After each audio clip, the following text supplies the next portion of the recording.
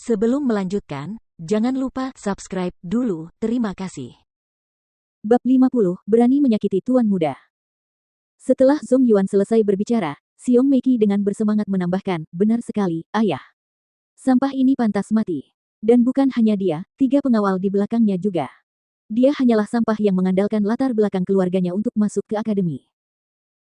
Setelah berkata demikian, Xiong Meiki lalu menunjuk ke arah Huang Xiaolong dan menambahkan, mereka semua harus ditahan, dan biarkan tetua keluarga mereka datang sendiri untuk menjemput mereka dan meminta maaf secara terbuka kepada akademi kita. Mendengar ini, Huang Xiaolong mencibir tetapi tetap diam, dia ingin melihat apa yang akan dilakukan ayah beruang hitam betina Xiong Meiki.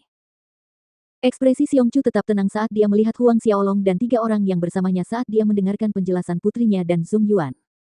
Akhirnya, Xiong Chu berkata kepada putrinya, bawakan aku surat rekomendasinya.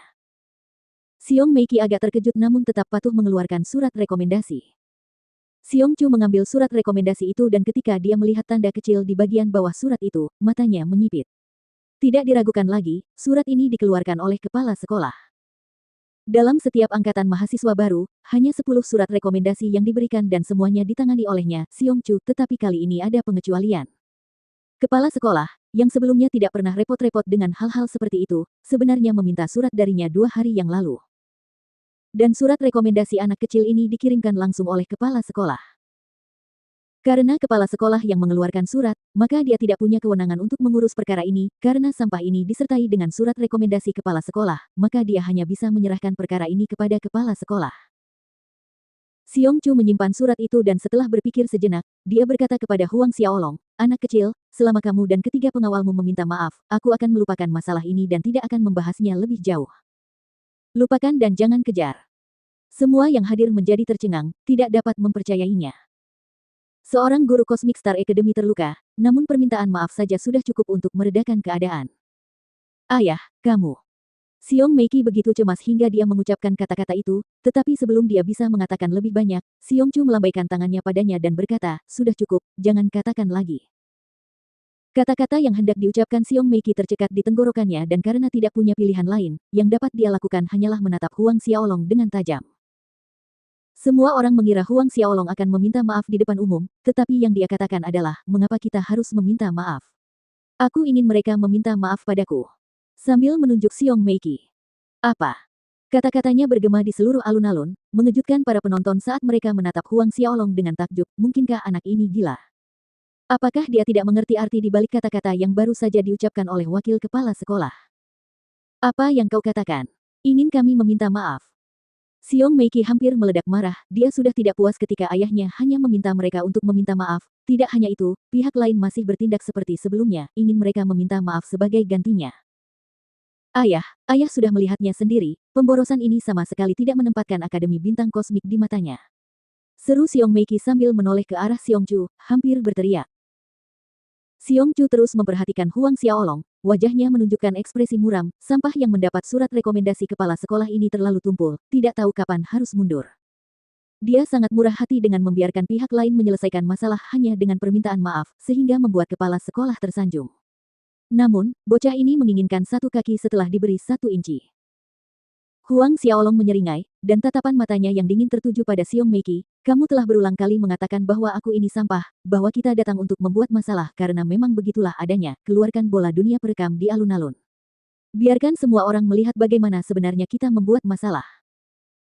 Bola perekam merupakan alat yang digunakan untuk mengamati dan merekam gambar, dan di sebuah lapangan besar seperti yang ada di bawah Cosmic Star Academy ini, pasti ada beberapa yang ditempatkan di sekeliling lapangan tersebut. Ekspresi Xiong Chu berubah dingin, pergi, bawa bola dunia perekam persegi itu. Ya, wakil kepala sekolah.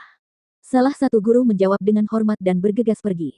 Ia segera kembali, sambil memegang sesuatu yang tampak seperti bola kristal di tangannya. Mainkan bola dunia rekaman, kata Xiong Chu. Guru yang sama memanggil ki pertempuran dan mengirimkannya ke bola dunia perekam.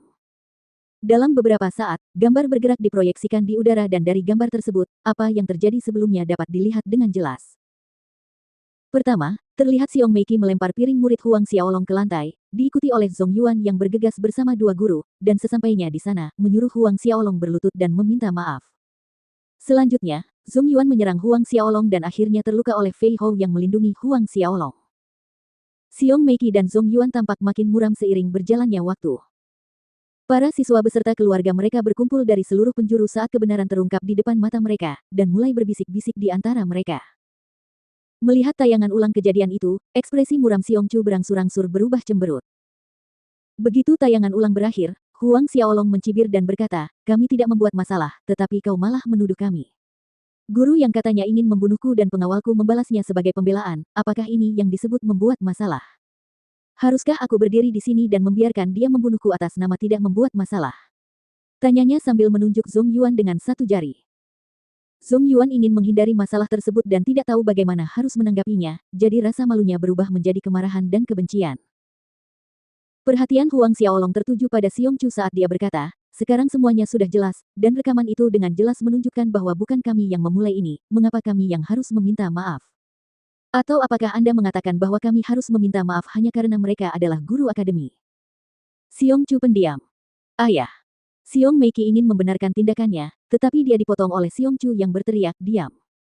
Xiong Chu menoleh untuk melihat Huang Xiaolong, dan berkata, anak kecil, bagaimana dengan ini, pendaftaran dan biaya kuliahmu untuk tahun ini dibebaskan. Dan kami akan menganggap masalah ini selesai. Semua biaya pendaftaran dan biaya kuliah dibebaskan. Para siswa baru tercengang, tatapan mereka tertuju ke arah Huang Xiaolong. Melukai seorang guru akademi tidak hanya baik-baik saja, dia bahkan dibebaskan dari semua biaya. Menatap lurus ke arah Xiong Chu, Huang Xiaolong perlahan menganggukkan kepalanya, lalu berkata kepada Fei Hou dan dua pengawal, ayo pergi. Keempatnya meninggalkan alun-alun akademi.